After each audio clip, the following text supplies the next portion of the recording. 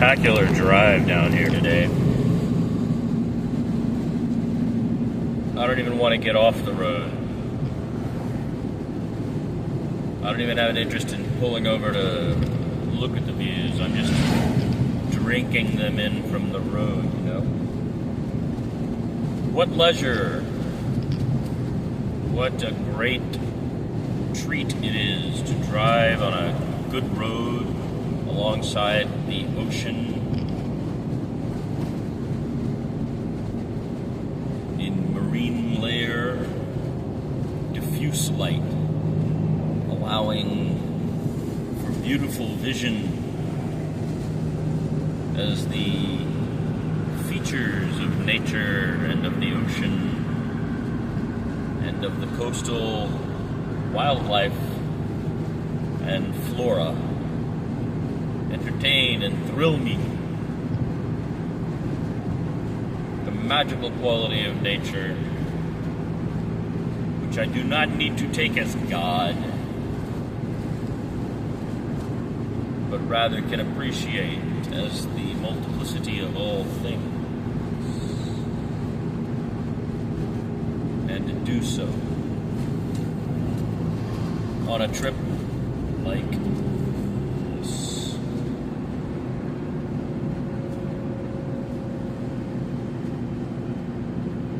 I'm in the sleepy little town of Davenport, California now. Okay, we are on our way to Monterey.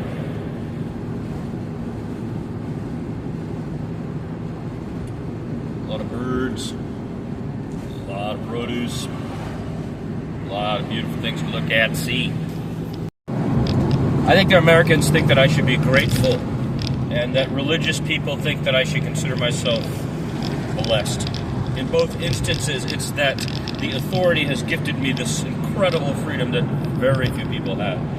Here it is, a Tuesday. I can drive leisurely down the coast and enjoy the gorgeous nature and the agriculture and the light, and to see the ocean and to see the heart of the Central Coast and its agricultural production. But that is not a gift of God. That is not a gift of the state. That is an eventuality of the times in which I live. I am a human mortal, just like all of you. I happen to be an atheist, which means I don't believe that God created man, but rather that man created God. And I believe that the state, which is here at the moment, is a state in constant flux as we, its constitution, make it up. And it is my favorite state in the United States, and I am willing to pay more to live here because I believe in these ideas of tolerance, of sharing, of goodness to others from everywhere, of supporting the least able in our societies, of allowing people to express themselves, whether it's through the physical attributes of gender and or it's the arts or whatever it is. The beauty of the New Age, which I believe was started here in California, the culmination of the white man's westward progression, is this Pacific Ocean right here. And the New Age born here after they ran out of room, but guess what? They could create other rooms, it turns out. It did lead to some novel thought and some great interconnection between Asia and here. So Krishnamurti was the man who came before me from South Asia. And in my time, I've tried very clearly to express some things here. I feel in charge of my life and the exercise I make of it, to the extent that I know how to do this, and thus I enjoy liberally.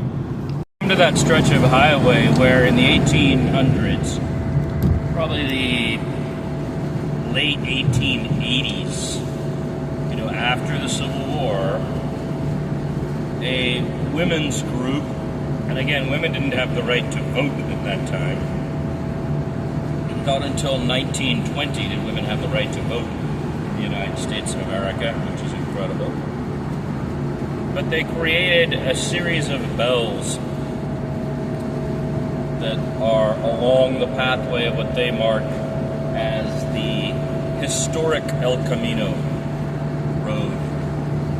And that historic El Camino Road coincides with Highway 101 here. And they wanted, as a historical preservation society, these women wanted to mark that. So along the road here you will see, and you probably have seen in The Lime of Yestermorrow, which was a tone poem I created on this drive in the springtime, you will see these bells, the rusted bells of the El Camino Way, now Real. The thing about that is, we were just talking about whether I identify with the Westerners or the natives, and I identify with the First Nations people. So this was probably a white women's group supporting the Spanish historical tradition, and most likely identifying with it as Christians, because it is Christianity that binds them in that way. Their perception of and concept about service, toward others, includes for them the ability to call other human beings heathens and animals and beasts and below them. Now, I don't feel that way.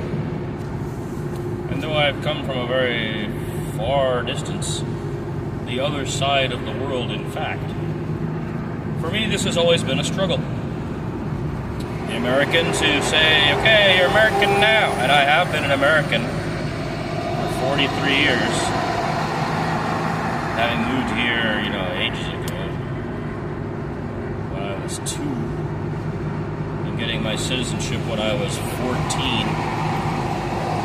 And I'm 58 now, so I guess it's 44 years I've been a citizen of the United States of America. And for 44 years I have struggled with this exact point.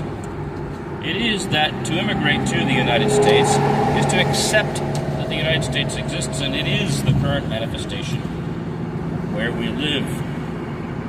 But one of the points of the Founding Fathers in this place was a fluid constitution being able to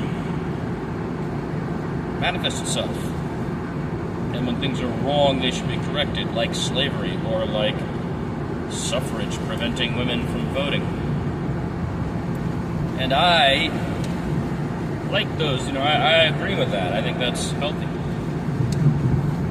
The trouble is, within the context of the American Constitution, here the body politic, my beliefs are far outside. I have no interest in creating a group or unionizing others with my beliefs, but I find there are tens of millions, if not more, and who share my viewpoints and do not want to be bound under the authority of a God or of Christianity or of a white culture or of a